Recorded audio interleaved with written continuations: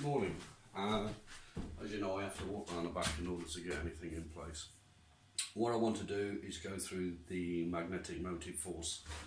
That's when you take the magnets, what actually makes them stick together and what actually moves them apart. MMF is for short, not male, male, female, for those who live in the world of adultery and God knows what. For those who have actually seen my work, there is this picture that's detailed in great depth. But the simple thing to see here is you've got a curve which is a linear versus the real event across 10 magnets. So there's a time differential and a toroidal field. It screws up everything that people say that goes on in a magnet. It's very, very frightening considering what all the physicists and PhDs and doctorates and professors have all been telling you. They're wrong. There are 4 magnetic fields within a magnet. Yes, you've got your north and south. And then there's a twin contra-rotating toroidal field pair marked in green and orange. So you've got your north and south that you see, and you've got one going each way, and you've got a toroidal pair going each way, and you've got this cross-hatching mechanism in the middle. When you actually extend that field out, the field rotation within a magnet is not 720 degrees of infinity, it's actually 1440 degrees, or 2 times infinity. So there's twice as much going on in a magnet as what you was actually told. If you now apply a bit of colour code, now as I said, we've got red and we've got blue, north and south, and we've got green and orange, which are the toroidal field pair. But the two, the green and the orange, when they align up over the top of each other and make this strange toroidal effect that goes on in the middle, that is the pump within inside the magnet. There are 4 fields. When the 4 fields are correctly lined on top of each other, as I said, the toroidal pair seen as one. That can be seen when you look with a magnetic holographic imaging device. You can quite easily see there's like a black dot here and here of infinity versus the left and right. When you try and apply all of that to my mate Bertie Einstein, he made such a cock up, it's not even worth being funny with anymore. He actually turned around and says E equals mc squared like this, and you look at it straight on, and it's correct. So that is a 2D representation of a 3D spatial state. However, the eyeball, you look at an object, a 3D object, and you are the 4th viewpoint where you look at it, so it's a 4D representation. So when we change the ability to where we look, rather than straight at something like reading a piece of paper, and you look down on M is actually here as a dot, E is part way along the line, and C, which goes off to infinity. You can't have that because E should either reside one end or the other, or not at all. If you try and look at it from the point of C, from the speed of light, you look straight on, you've got C there, you've got M going up and E going off into the middle of nowhere for no reason. It's only when you look at the perspective of where the energy comes from, like so, that E actually sits at 0, where it should sit. So we've now got M, C and E correctly represented in viewpoint 3. Now if we concentrate on this and ignore the other 2 because they are spurious when you do tests, you will actually find out that if everything is based at 0, you can go in any one direction to the point of infinity. You can have as much mass as you want, infinity, or you can proceed to light at infinity, as Einstein says.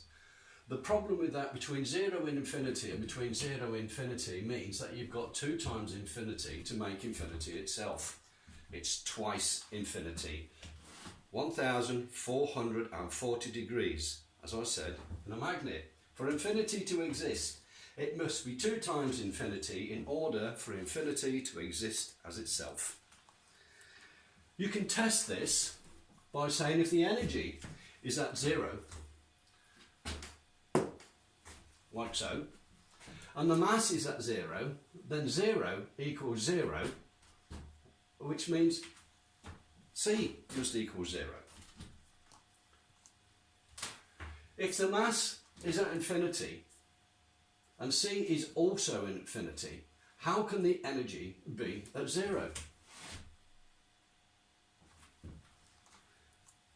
Test 3. If you place a magnetic body at E, which we've got, of 0, it has got 0 acceleration or 0 movement against its own mass and against gravity of 9.81 metres per second squared. How does the magnet retain in place at 0, thus defying the function of E energy, M mass and C as a constant, along with gravity and the laws of thermodynamics? A magnet fails all of the academic principles that you had laid before you. The result is that E equals mc squared is catastrophically wrong, and the correct representation for energy release is me over I equals E, or the magnetic energy divided by inertia equals energy, which results in the closer to the 0 the greater the energy released, and is more commonly known as 0 point energy, or abbreviated to ZPE.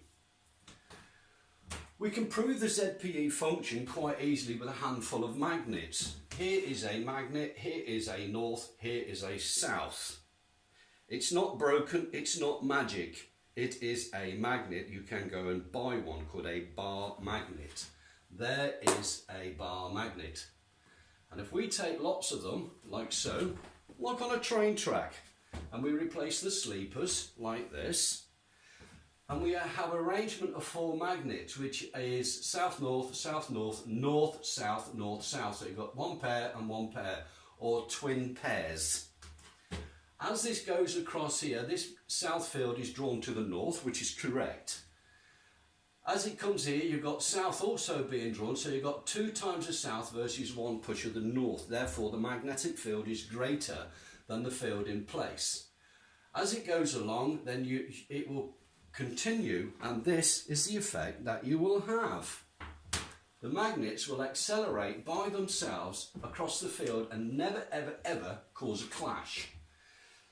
I've done that nice and slow. You got any idea how much force is being applied to this when it clicks together? You're applying the complete inertia force of the whole of the goddamn universe as those 2 magnets join together. That acceleration along there is very, very, very fast. However, it's all you want to do to control it. Just change the orientation of the magnetic field to match that, and you've got 0 movement.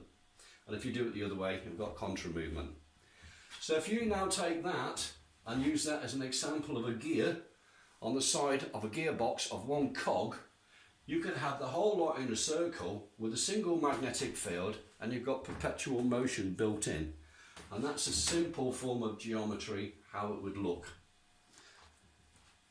That's it. Any questions, you know where to write them. Thank you very much. I'm just going to nip round, turn it off.